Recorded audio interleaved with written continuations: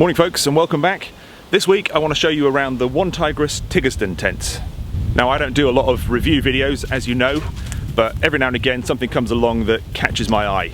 This was sent to me by OneTigris, and if you are interested in a baker tent but want something a bit lighter weight that you can carry more easily, and it still has all those same cool baker tent features, then this might be just the thing for you.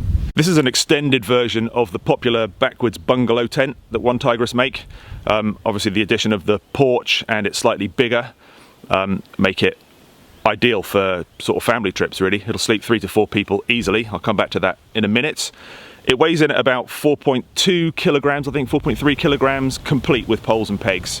But you can shave off quite a bit of that weight by leaving the poles at home. You can cut poles once you get to camp, you know, find some hazel, cut 4 poles, and you can save yourself 1,500 grams right there. So you end up with a tent that's less than 3 kilograms, which I think is pretty impressive for a tent of this size. The poles it comes with are shock corded aluminium poles which come apart, and they just slot into these little grommets at the top. The porch area is a decent size. It's 1.6 meters tall, so not quite tall enough to stand up in, but certainly big enough to get a few chairs in there, a table, sit around, prepare your food. It's made up of utility tarps which come with the tent, one for the front and one for the side, so they're interchangeable. You can put the side panel on whichever side you want, depending on which way the wind is blowing, or you can set them up as sunshades or use them as connecting panels to join 2 tents together, or to connect your tent to a vehicle, or you can just use them independently as tarps. There are tie-up points and grommets in all 4 corners of the tarps, and they just connect onto the top of the pole just in the same way the main tent fabric does. One of the features I like are these triangular wings which reach forward from the main sleeping compartment. They make pitching the tent way easier. You can peg those out first, and then once you put the pole in, it almost becomes freestanding as you stretch your guy line out.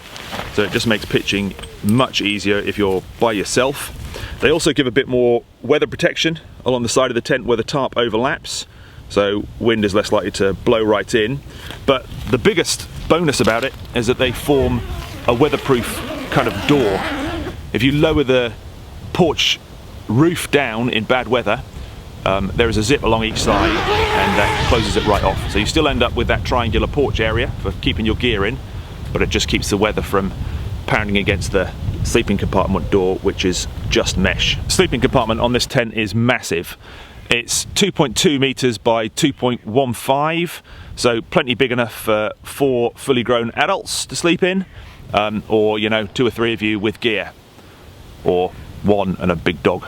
The door to the sleeping area is made from mesh, from mosquito netting, and there's a double-ended zip so you can unzip that completely, roll it up to the top when you don't want it closed up.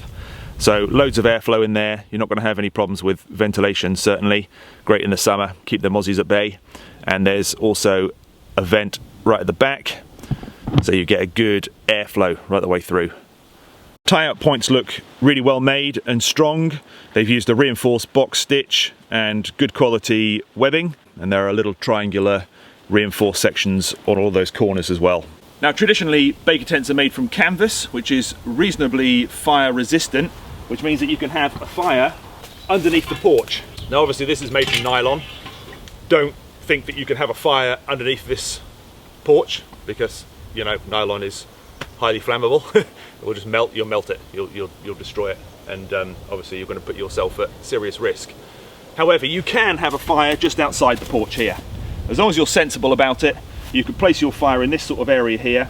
You're still going to get some of the benefit from that warmth, but, you know, it is not marketed as a baker tent. It's marketed as a baker style tent.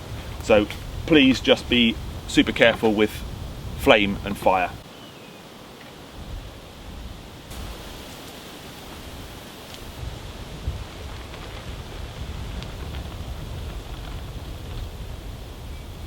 So there you go, the OneTigris Tigersden tent. A good value, budget, family 4-person tent. They cost around about the £150 mark, which I don't think is a lot of money for what it is. You know, it's a really versatile shelter. It's got that really lovely, nostalgic sort of vintage feel to it. Plenty of space. You've got that porch area, and yeah, really good. There are a couple of things that I would improve on. In the corners on the roof, where they come together, they flap about a little bit in the wind. I'm going to modify that to include some little bits of webbing and some snaps and press studs, just so that I can close them off a bit and stop that from flapping about.